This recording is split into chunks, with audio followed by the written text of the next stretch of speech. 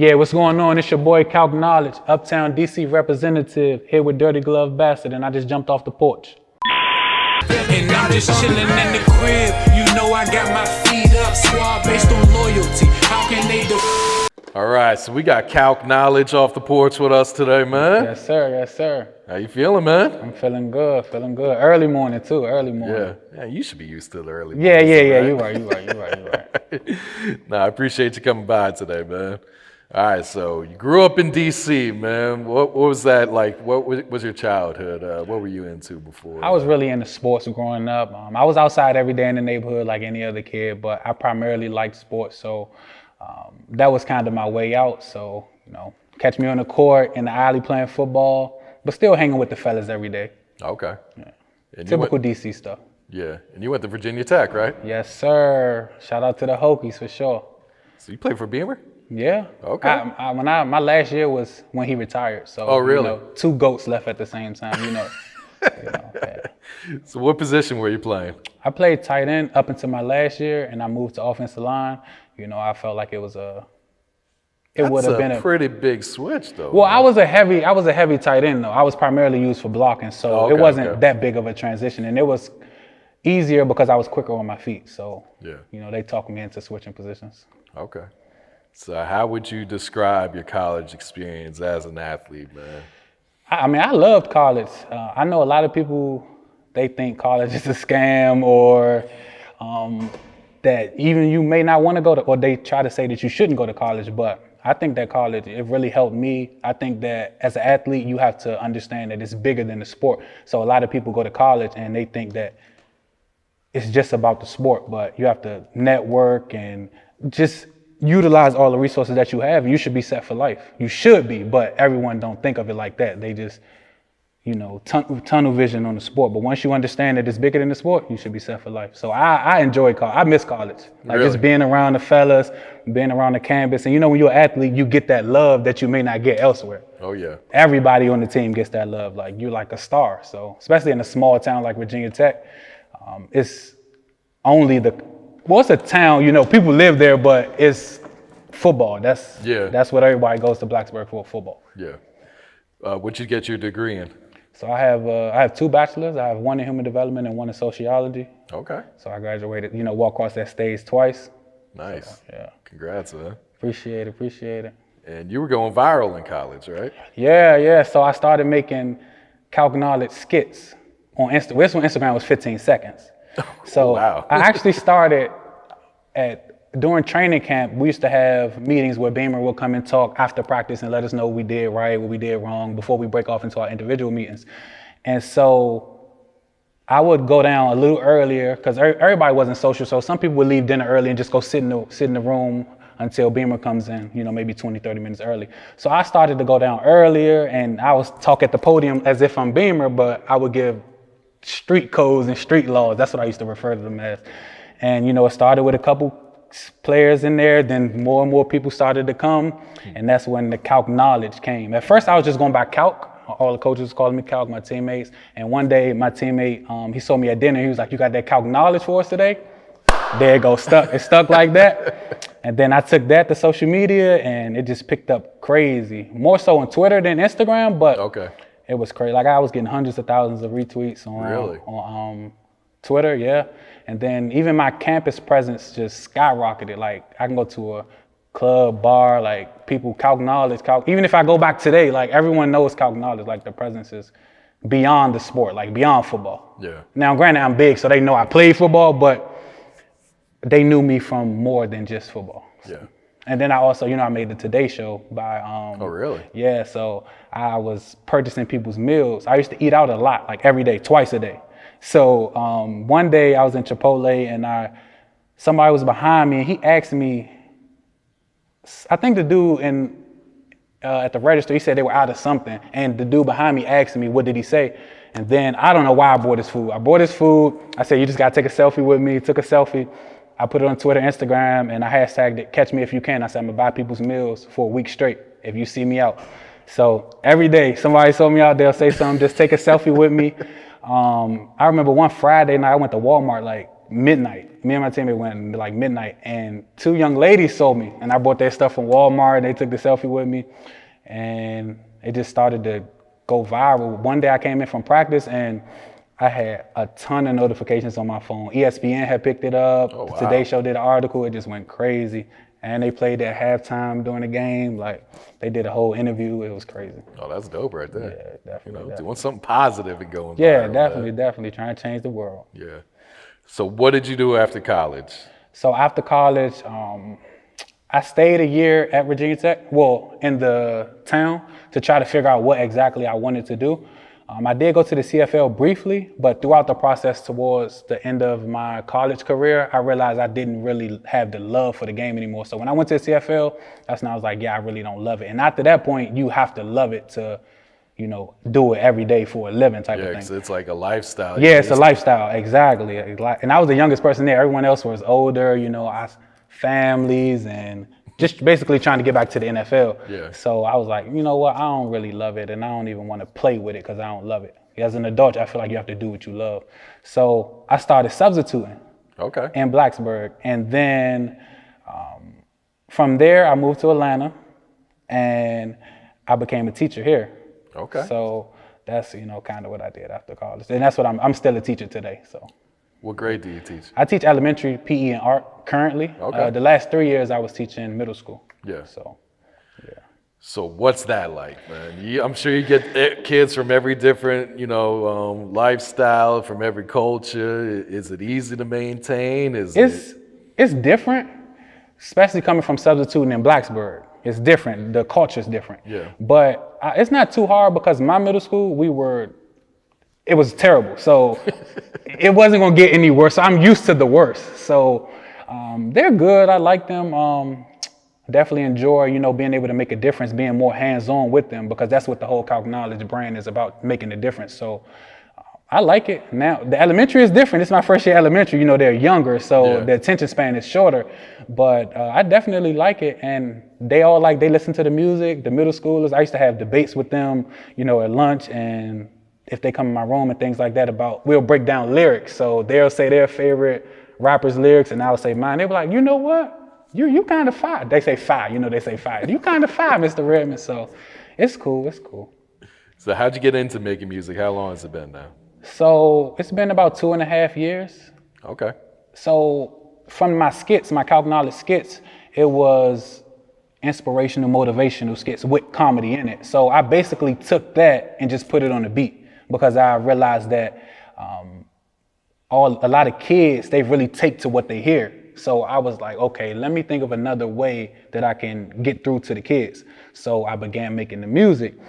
And the first tape, it ain't go how I thought it was going to go. That's when I thought, oh yeah, I played at Virginia Tech. I got all these fans. Like, it's just going to go. I'm going to be the next Lil Wayne tomorrow. Didn't go as planned. And I just dropped it randomly. Like, no one knew that I was even recording. I just dropped it one day on Spinrilla and SoundCloud. Then I started shooting visuals, and that's when it started to gain attraction. I learned that people want to see more sometimes than just hearing you, especially if they don't know you. Yeah. So first couple months was kind of shaky, and then after that, it started to pick up. It was harder to sway people in my direction, especially even my closest friends, because 100% of them do the opposite of what I'm rapping about. So they don't want to hear it. Even though they'll talk to me, like we have conversations, but they're not just going to pop that calc knowledge. But today they will, though. You know, I've rapped different, but it's still great music. It's just I don't curse or I don't degrade women or anything like that. So, and even with the artists that I feature with, it has to be an understanding, you know, before we do the song, you can't curse on it. That's literally all I say, but I think when they hear that, they're like, okay, I got to find out another way to approach the song. Yeah. So you pretty much spreading a positive message. Exactly. Do you feel like those type of messages are missing in music today? I definitely do feel like they're missing. It's a couple of artists that throw it in here and there, but I don't want to be a contradiction. So a lot of rappers, for example, if I'm rapping about shooting people, killing people, but then I go talk to kids at a school, that literally makes no sense. So my message is actually who I am, so everything is a straight line. And I do feel like it's missing, but I'm here to definitely bring it back and tap back in. How much influence do you think music has on the youth today? A heavy influence. I hear kids, they know lyrics verbatim. So I'm talking from the ad libs to the hook chorus, everything. So they definitely are tapped into the music culture, and I feel as though it can dictate how they grow, and it ain't always in the right direction. And I don't want to and that shouldn't be. I feel like the music shouldn't be the music shouldn't lead you to your downfall. Music shouldn't never lead you to your downfall. So they gotta choose wisely with what they're listening to. I mean, you can listen to, like, I listen to different kinds of artists, but it shouldn't alter what you're doing. Yeah. Like if I go listen to somebody right now talking about doing a drive-by, I'm not about to go do a drive-by. So if you're strong-minded, you'll be good. Yeah. So do you play your music for your for your students? Oh yeah. Okay. So my students been in my several videos. Really? I did one similar to Jadakiss's Why when they were marching in the street. Yeah. So I did that outside of my school, and we were in the hallways, and I had like 30 kids in the video. So I definitely incorporate them just so they can really see it. So I want them to be hands-on. I don't want to just be me in class. Yeah, y'all make sure y'all check out my video. Although I used to do that at first. Y'all make sure y'all check out my video, but now they're seeing it and they're going through the motions with me. Okay. Do the faculty at the school and do the parents, do they support this? Or they be like, man, I don't want my kid in a music video, because they think of all the negative stereotypes. Well, I've had that before. So the parents, when I would reach out to the parents, they do originally, message me, what is the song about? Can you send me the song? I done had all of that. In the beginning though, now they know, like, okay, yeah, take them. You can have them in the video. The faculty and staff, they're definitely supportive. The founder of my school, he supports me ultimately. Like, whatever I need, he always come through for me. So I definitely get the support from the school system for sure. That's dope right there, yeah. And you're a big fan of 90s rap, you said, right? Yes, sir. Always cranking that 90s rap. Who's some of your favorites? Nas, I definitely love Nas. I recently got hip to Redman. Okay. I mean, I knew of him, but I don't know which interview I saw, and they were putting them in his top 5. And I was like, okay, I think he was in Eminem's top 5. It might have been Eminem. So I went to go check him out, and I'm like, oh yeah, Redman's nice. I like Tribe Called Quest, Tupac, Biggie, DMX, rest in peace. A lot of R&B too. I like a lot of R&B as well. So I try to listen to as much music as I can. I'm more like, I try to be a student of the game. So try to learn as much as I can, listen to how people say things. I know Benny the Butcher isn't 90s, but how he words things and his believability is crazy. So like, I'm always listening to Benny freestyles. So I try to learn from as many artists as I can. Yeah. Because it's all about how you say things. Like my first album, I can't even listen to it now because how I'm saying things is just like blah, like terrible. Yeah. What's your thoughts on the music scene here compared to back at home in DC? I feel as though here they work together more. Now I don't know everybody here, but from me looking from the outside in, I know back home, this person may have a problem with this person's hood. So if it's two big artists from these two hoods and their hoods don't like each other, then they won't work together. So it's just a lot of beefs that stop greatness to me. And rather than work together, everyone's trying to grow separately. So I think that's the difference from DC and Atlanta. Okay. Yeah. All right, so what can you tell us about this single, Feed Up, with Enchanting? Going crazy. Y'all make sure y'all stream that. The video doing great right now. Calknowledge featuring Enchanting, Feed Up. That's definitely probably my favorite song that I've done. Other than the What If with Pastor Troy. Okay. Definitely my favorite song, from the visuals to the lyrics. She gave me a great verse. So that's definitely one of my favorite songs. I think that's the one that's gonna make the radio for sure. Just gotta keep pushing it. Yeah. Why'd you decide to put Enchanting on that song? Why'd you choose to work with her? It's crazy. I didn't even hear of her until a friend of mine from DC, he called me and he asked me, he's a fan of her, and he asked me, do I listen to her? And I was like, nah, I never even heard of her. And I started to look up old music first from her. And I was like, oh, nah, we need to get her. She dope. We need to get her. And I didn't know if she was going to rap or sing on it really? because she primarily raps now. Yeah. So when she sent the verse back and it was her singing, I was like, oh, this it right here. I was like, this it. And we planned the video shoot and knocked it out like that. So I definitely didn't know what to expect. I knew she was talented, but I didn't know whether she was going to rap or sing, like I said on the song. But I definitely think she did what needed to be done to the song. Yeah, so when you reach out to these artists and tell them no cursing, are they understanding it, or are they like? Some artists that I reached out to, they were more so not feeling it. Really? But I understand though. And I can't make you do anything. But when I reached out to Enchanting and her camp, they were like, easy. Like I think they literally said, "It's not a problem. That's easy." So I was like, okay, well, it's definitely going to be. If it's that easy for them to agree to that, then we good to go. Okay. Yeah. And I feel as though she doesn't need to curse. Some artists, I feel like they use the curse words as a scapegoat, then replacing it with other words. So I feel like she didn't need to do that. What was it like working with Pastor Troy on What If?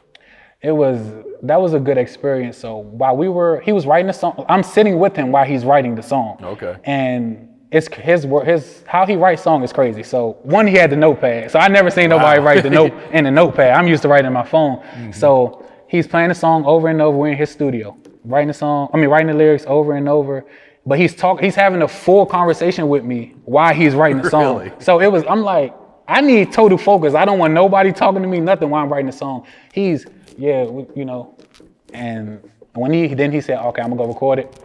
Went around the corner in the studio, recorded it, and it was crazy. I definitely appreciate his verse. And the cursing for him, not a problem, big dog, I got you.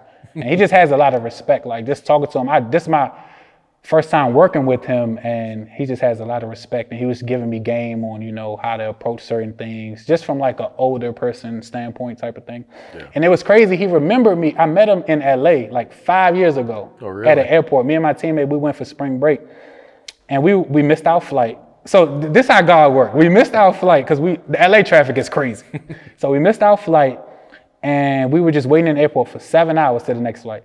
And so him and I don't know if it was his manager or somebody, they just started talking to us, and he gave us his DVDs. He had a movie out. Okay, yeah. And I always heard vice versa as a kid. Like my brothers used to play it, but I never knew what he looked like. So he was like, yeah, check me out. I'm Pastor Troy. I'm looking at the cover. So I pull out my phone while he's more so directing at my teammate. And I Google him. I'm like, oh, this is the Pastor Troy my brothers used to listen to. And then I got his number. And the crazy part, when I would text him, he would reply. Hit him on Instagram, on Twitter, he would reply. Like I was like, this dude's super cool. And then I didn't need to keep communicating with him until I wanted the track, reached out, and actually somebody I know down here, older guy, he helped me actually link up with him and did it like that. Yeah. I actually trying to shoot that video with him too, but I know he'd be busy. But we're gonna knock it out. That'd be dope right there, yeah. And that song was featured on your most recent project, right? Was that on Versatility too? I think it was.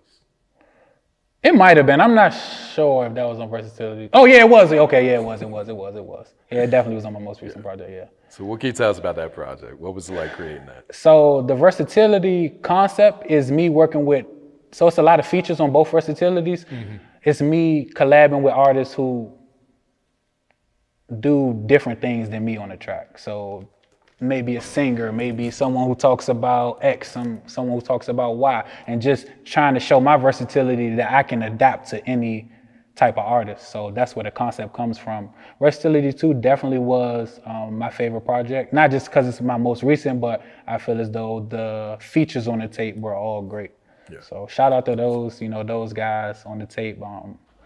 Definitely. Pastor Troy's song was one of my favorites. I have a song with one there called On Call with CFN Joe, one of the hottest R&B artists in DC. Okay. That's one of my favorite songs as well. So definitely a lot of good songs on there. The Family track, a lot of people like the Family track on there with my cousin, Big Wop. He's a good artist out of DC, so definitely. But they're going to love the next tape. They're going to love the next tape. What's the next one called? District of Calculation. Coming soon. That's coming soon, probably this summer. It's already finished, but I definitely want to drop it properly. I don't want to rush it because I know it's fire. Yeah. So I want to get it to the masses, definitely. So what type of vibes can we expect on that project? You can expect a mixture of me still being versatile, but getting straight to the point with my messages. So I kind of dibble and dabble throughout each tape with different messages, but from track 1 to track 10, 11, the message is from beginning to end, straight message. And so that's what you could definitely expect from that. Okay. But I usually don't have club songs. Yeah. But this one has a couple club songs. It's still me though, but the beats are just changed now. So definitely could expect that. Do you have a next single or video planned to drop next? I do have a video I'm gonna drop probably when this interview drops, called DC Flow. That's definitely going to be a banger, definitely, and that's like a club banger as well. So y'all stay tuned for that, dropping real soon. Okay. Anything else coming up, Calc? What else you working on, man? I do my freestyles every Sunday that you can catch on my Instagram and Twitter, Knowledge Sunday. So every Sunday at 8 o'clock, I drop a minute freestyle. Most of the beats are from 90s artists, but I do some current as well. But that's what I'm doing every week. So y'all tune into them. They've been picking up. So just trying to continue to apply pressure and drop content and just keep my name relevant. But it's definitely working out.